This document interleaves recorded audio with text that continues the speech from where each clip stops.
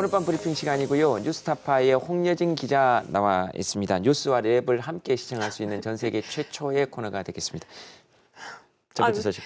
네. 원래 리허설 때 없던 내용인데 그렇게 하시네요. 네? 리허설 때 없던 내용이요? 네. 네. 그게 랩이죠. 예, 알겠습니다. 예, 없던 내용. 네. 첫 번째 소식 보겠습니다. 네, 북미 정상회담이 이틀 앞으로 다가왔습니다. 북한 김정은 위원장과 미국 트럼프 대통령은 현지 시간으로 내일 베트남 하노이에 도착을 하는데요. 김정은 위원장은 23일 평양에서 출발해 남쪽으로 향하는 남행열차를 타고 현재 중국 땅을 달리고 있습니다. 중국 국경과 맞닿은 베트남 동당에 도착한 다음에는 자동차로 하노이까지 이동할 예정이라고 하는데요.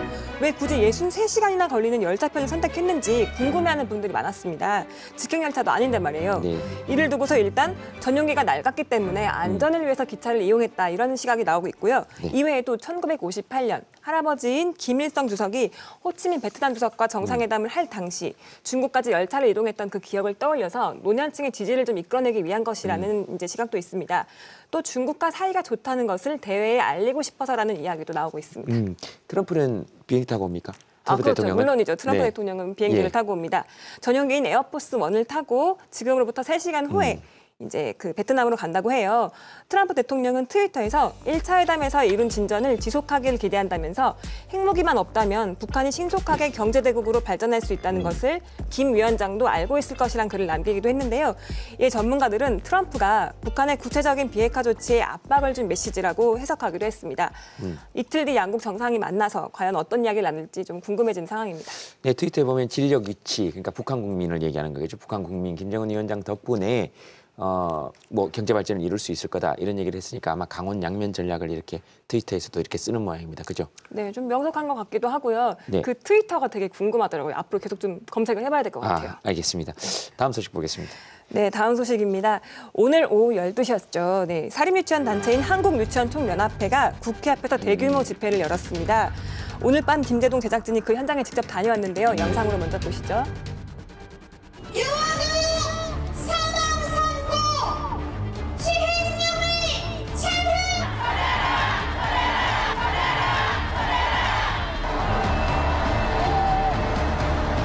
이것을 그대로 강행하는데 우리는 유은혜를 교육부 장관이라고 인정할 수가 없습니다.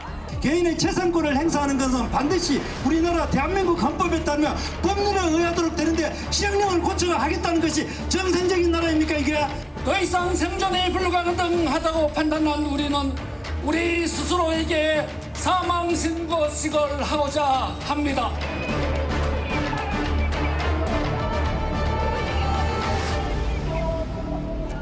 네, 오늘 집회에는 주최 측 추산 3만여 명이 참가를 했는데요. 경찰 추산으로는 1만 1,000명이고요.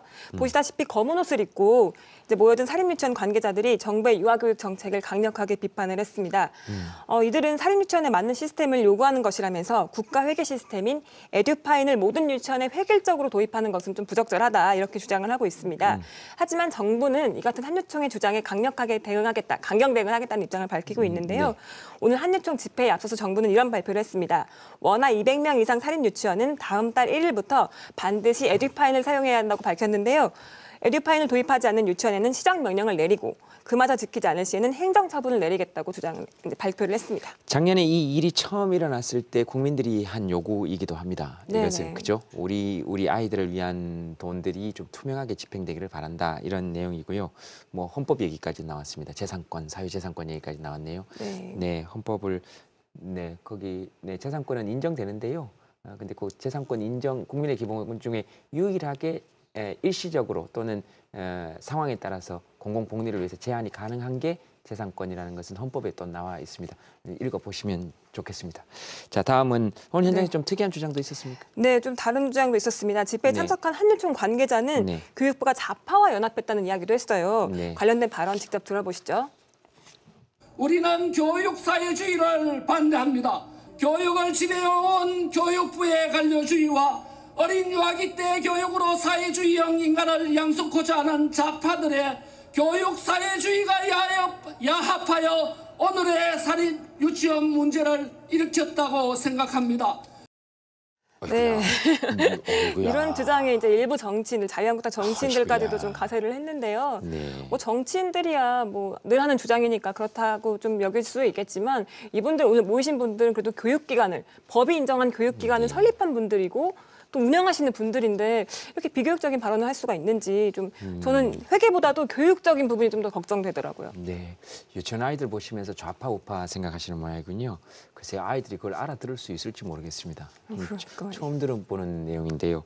네, 목소리를 조곤조곤하고 이렇게 하려니까 사실 되게 힘이 듭니다. 자, 마지막 소식 보겠습니다. 뭔가 하고 싶은 말이 있는데 꼭 참으시는 것 같아요.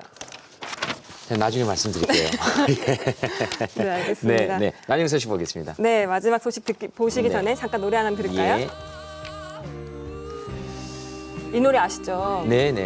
이 노래 아마 모르시는 분들 없을 것 같아요. 너무나 익숙한 노래죠, 이제. 네. 네, 바로 1000만에 가까운 관객을 매료시킨 영화 보헤미안 랩소디에 나온 영국 밴드 퀸의 노래입니다. 왜 그러시죠? 아, 좋아가지고. 아, 네. 계속 하실까요? 네, 아니. 네. 넘어가겠습니다. 네네. 네, 한국 시간으로 오늘 제91회 아카데미 시상식이 미국 캘리포니아에서 열렸는데요. 영화 보헤미안 랩소디에서 프레디 머큐리로 열연을 했던 배우 라미 말렉이 남우주연상을 수상을 했습니다. 근데 그 수상 소감이 좀 남달랐는데요. 영상을 한번 보실까요? 네. Oscar goes to Rami Malek. This is the first Oscar and nomination for Rami Malek. oh my God. My mom is in here somewhere. I love you. I am the son of immigrants from Egypt. I'm a first generation American. And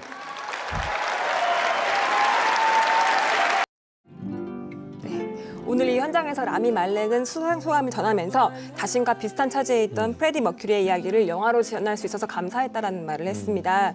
프레디 머큐리 역시 이제 동아프리카에 있는 어떤 작은 섬에서 태어난 부모님이 이제 영국으로 이민 온 후에 그 가정에서 태어난 사람이에요. 그렇기 때문에 이제 공감대가 더 높았던 것이죠.